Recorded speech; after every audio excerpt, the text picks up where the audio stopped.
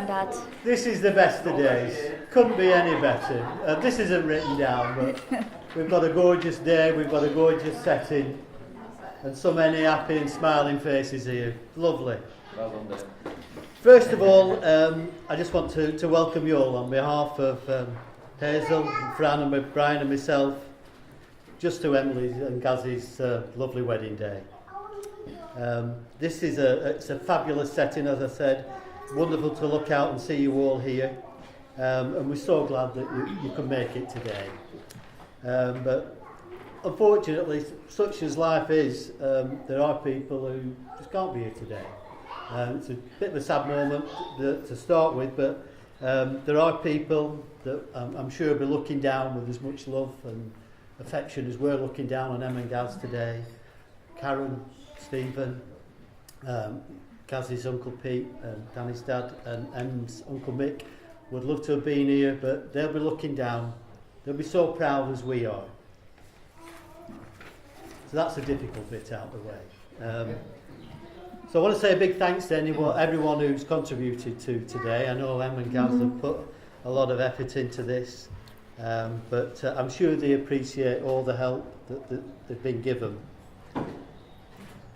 The only reservation that Hazel and I had during the preparations were when Emily started talking about numbers, people, how many she was having here in the afternoon and how many were coming at night time.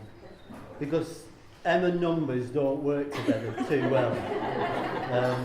And this stems from a time we've been invited to a 21st birthday party of the daughter of a friend of ours. And as we were leaving the house, Emily said, "Well, how old is Jane then today?" So we said she's 21, look. So from that time on, we always had a problem with numbers. So the 5,000 that come tonight, I'm sure they'll be fine, they'll fit in well. Talking to a friend recently, that they asked if I was sort of resigned or sad about losing a daughter. Emily living home. And now I thought about this because a couple of occasions Hazel and I have actually lost Em. Once when she was quite young, she had a fallout one night with us, as kids do, and she set off and she was on her way to her Uncle Mick and Auntie Barbara's because she'd had enough. But fortunately, obviously, you can see we found her.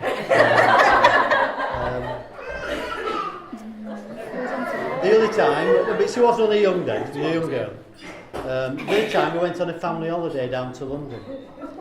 And we were on the underground, as you do, and this tube train came in, Emily's in front of us, and she stepped onto the tube, and just about as me and Hazel were just about to get on the tube as well, this surge of people came in front of us, couldn't move. The tube doors closed and the train pulled out with Emily just stood at the window like. And then, if you've been on the tube, it all cleared and we were left there desperate for her, and the guy just said, "Don't worry," he said, "this happens, I'll ring ahead, just get on the next tube train, go to the next station, we'll pick her up." And we did, and we got there, and there she is sat there with a colouring book, just chatting away to the guide and underground staff. She was 27 at the time.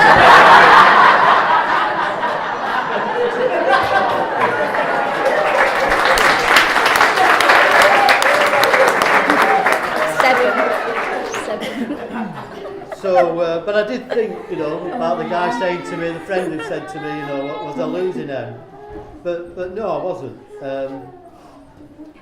Soon after Em and Gaz set up home together, the phone went one night and it was Emily.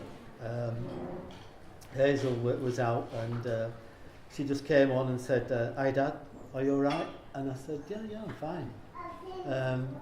And I must have had a bad back at the time. She said, "How's your back?" And I said, "Yeah, it's alright." And she said, "Well, you're not doing too much, are you? You're not doing too much lifting?" And I said, No, I'm okay. "Is Mum alright? Where is she?" So I told her where she was. "Well, is she resting alright? I don't want her doing too much." And I said, no, she's fine. And it was at that moment I just started to realise that the tables were turning. This was the moment when the baby, the little girl, the teenager, the young adult, she'd matured. It was a different Em. It was an Emily, you know. Now Mrs. Taylor. So after all those years of Hazel and I talking to her, trying to get her to do the right things, hoping that we were doing the right things with her, Emily had started to return the favours to us. And long may she continue to do so, because the mum and I couldn't be any more proud of her for doing that. There's just a couple of things though that she does that really bothers me by looking after us. Is quite often we'll be sat there and she'll suddenly lean over and quote me out, your eyebrows are out of sync. The unpleasant one is you've got hair in your ears. Get mum to trim them. But the final bit of evidence of Em's maturity came in choosing Gaz as a partner. I don't think he had much choice in that.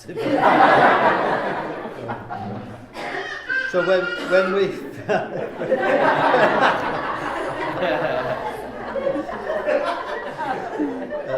when we first, Hazel and I first got to know Gaz, we were just we were a bit cautious to start with the first 2 or 3 months, because for a long while, for those 3 months, I was absolutely convinced that it wasn't Gaz, that it was Jason Bowen. using Gaz as an identity, because he was on the run from the CIA. Every time he went to the shop, I thought, now Jason Bowen can run really fast, can't he? And I thought, how quick was that lad? How quick was he? But after a while, we realised it really was Gaz, not Jason, not even Matt Damon. We were so pleased that Emily had chosen Gaz. Gaz had chosen her, because what you see is what you get with Gaz. He's a really sound individual, and we're really pleased to welcome him to the family. And in particular, for us, one incident that really endeared him to us was one night when we lived on Plettgate Road. The doorbell went, and Emily was out, and we opened the door, and Gazzy stood there, and we said, "Oh, Gaz, Em's out." He said, "I know," he said, "but I've come to see you and Hazel." So we were a bit worried. So we said, "Yeah, well, come in. What is it?" And he said, "I just want to ask you your permission, because I want to ask Emily to marry me." So that really touched us. We didn't say it at the time, but when he left, and we come too, and we took the screens down, and they brought us round, and we thought, well, that was lovely. That we knew then that Emily had made the right choice. So now these two have got these 2 fabulous events. So this obvious fabulous event today, this lovely wedding, and then come August, another fabulous occasion. Rovers back in the championship.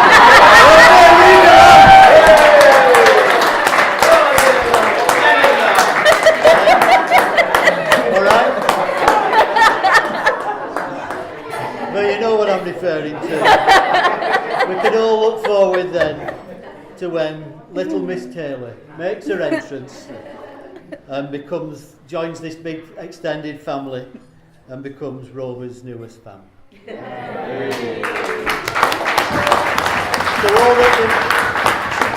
all that remains now for me to say is to Em and to Gaz, have a long and wonderful and happy life together. And so please, can you all be upstanding for the toast? And the toast is Emily and Gaz. Cheers. Cheers. Thank you. Brilliant.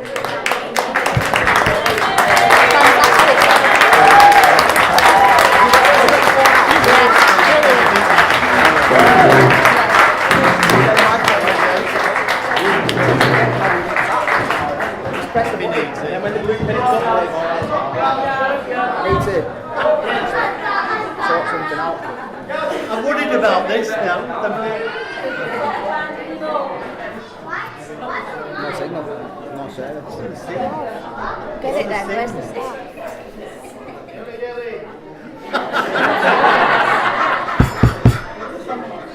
No, it's here. You got it?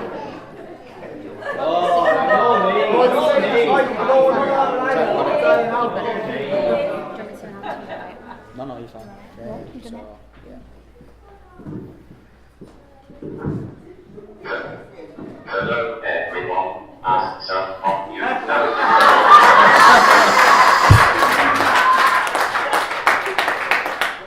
Do it again. Hello everyone, and some of you know I am not very good with speeches, but here goes.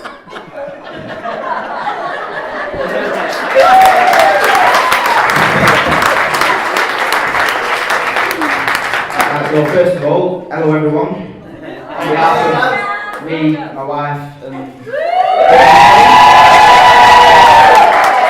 a pleasure to have you all here today. Before I get started, I'm just making sure that you all took the time to read the small print on your invites that you received. For the people that didn't, during this speech there will be no digital recording, and anyone found using such devices will be asked to leave.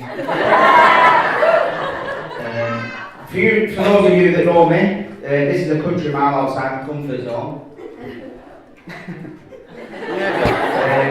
As I don't do speeches in front of audiences, as half of you know from Andy's wedding. That is unless I've had a few beers. I've only had two. You're not certified. So if I start suffering from stage fright, you'll know where my head's at. You're doing fine. I've told them that I'll be on my best behaviour today. So fortunately for you lot, I won't be having many beers.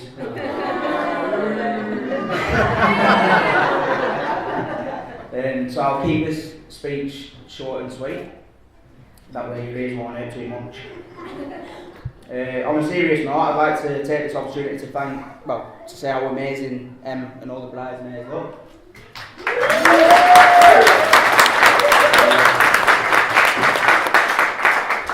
Thank you to my auntie Fran and Uncle Brian for all the support you've given us over the years and for doing a fantastic job on the wedding cake.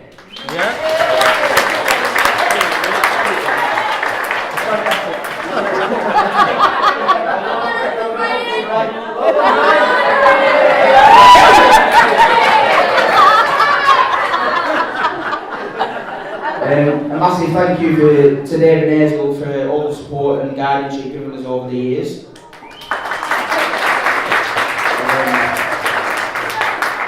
Thank you all for being here, and thank you for everyone that had any involvement on today happening. You'll find out later on. That will make sense later down the line. But yeah, who would have thought it 11 years ago on a night out in Blackburn? I was bumping into my future wife.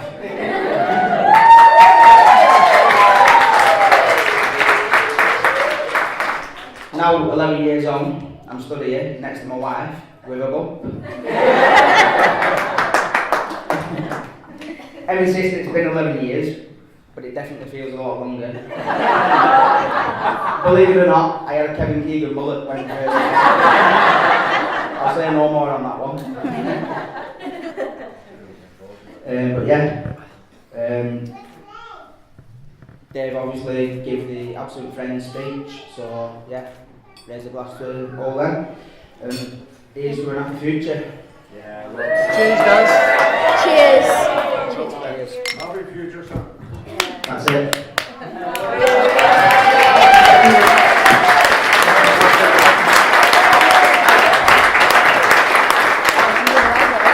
Cheers, lads. You're right, short and sweet.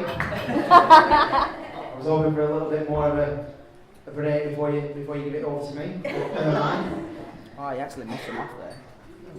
Too late now. Good afternoon, ladies and gentlemen, boys and girls. Never mind.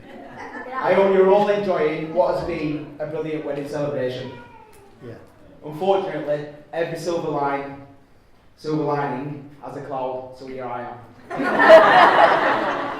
I was told that the best man's speech needed to last for as long as it took the groom to make love. So, if you would all like to be upstanding, the word of last.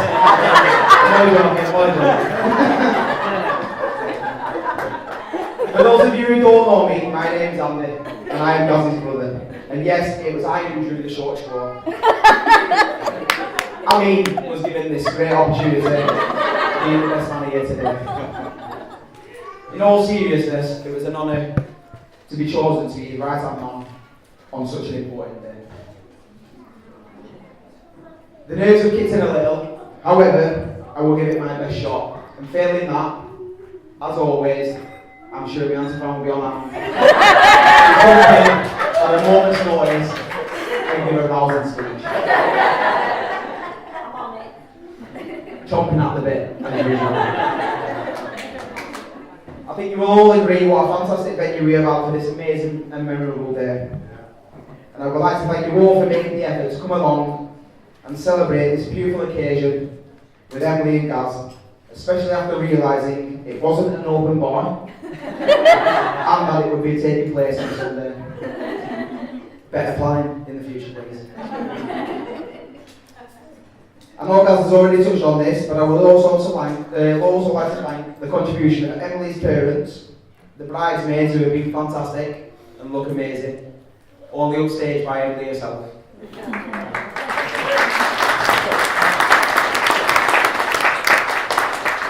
My Aunt and Fran and Uncle Brian, who once again have stepped into the breach where my mum and dad unfortunately can't be here with us anymore.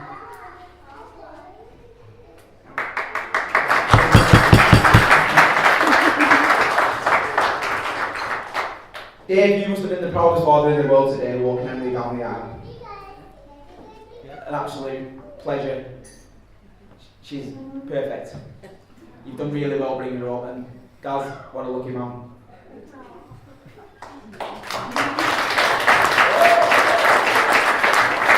And finally, I come to the bride and groom, Emily and Gaz. What more can I say than, Emily, you look $1 million. Absolutely gorgeous. And Gaz, let's just say you look adequate.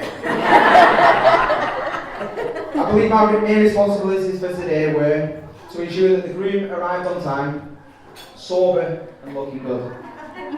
Well, 2 out of 3 isn't bad. After all, I'm the best man, not a plastic surgeon.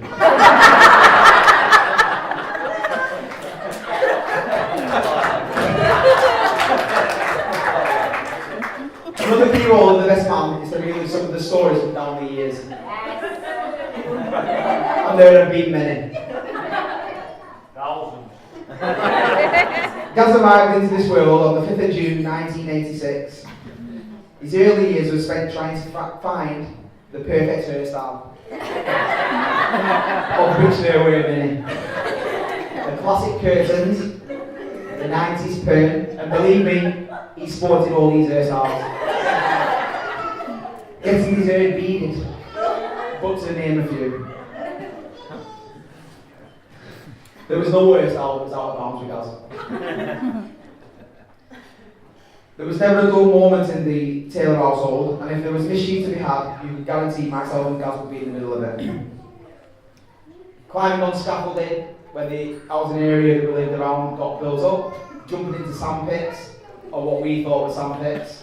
They were obviously used, that was sand for building the houses. Diving into giant holes in the ground, when the rainwater had filled it up. It wasn't a swimming pool, as we later found. It's a wonder that we made it to this point. As we got older, Gaz had a tendency to spit the dummy out.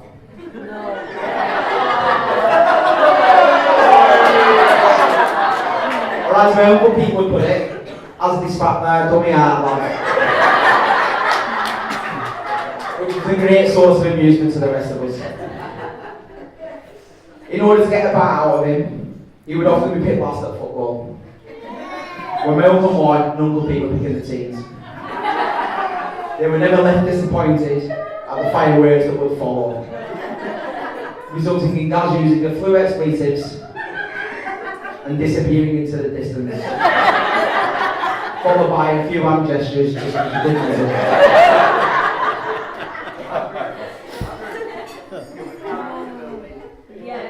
Or character building as Milko Markham previously said. Growing up, we would do what most siblings would do and fight like cat and dog over anything. And anything. And we'd often be looking to get the other, like the one over the other. This has followed us into adulthood in the form of competitiveness. And we are often putting waves on one of us outshining the other constantly. We would often be found in the club on a Saturday playing pool, and Clough used the point of that as well. Money stacked up on one side, nothing on the other, with one of us stomping around, letting everyone know how good we were. The other waiting to wrap the queue around the other person's head. Generally me stomping around, letting everyone know how good I was. He had his moments. On a more serious note, I am immensely proud of the man that Gaz has become. We have had some excellent times together, and I know we will continue to do so in the future. You have been a great brother to me over the years, and it has been a great honour to be your best man today. Emily, I know that my mum and dad will be looking down today, beaming with pride at the event of today. I know they were both very fond of you and love you like a daughter before it ever became official. I would like to say best of luck to you both. I really am delighted. I hope you have a long and happy future together. It now gives me immense pleasure, not to mention relief, to invite you all to stand and raise your glasses to the new Mr. and Mrs. Taylor. To Gaz and Emily.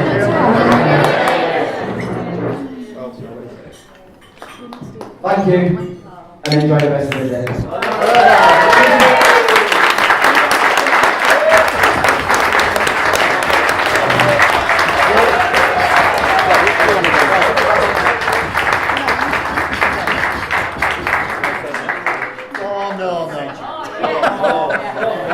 No, don't worry. I've just got a couple of gifts to give out, that's all. I've done enough. You just look pretty, what you about? You've done that.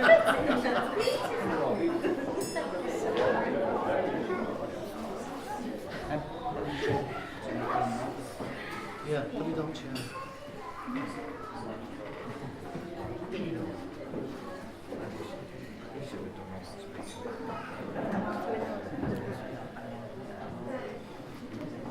So Martha, Eleanor, a bag each for you.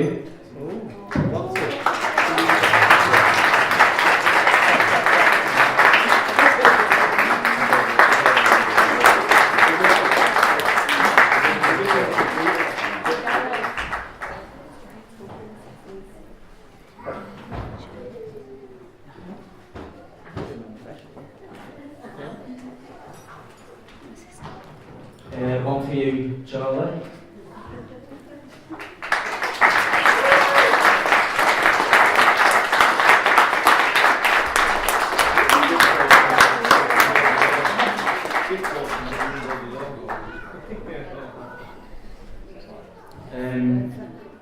A little bit of something for Nancy Frank and Mick O'Brien.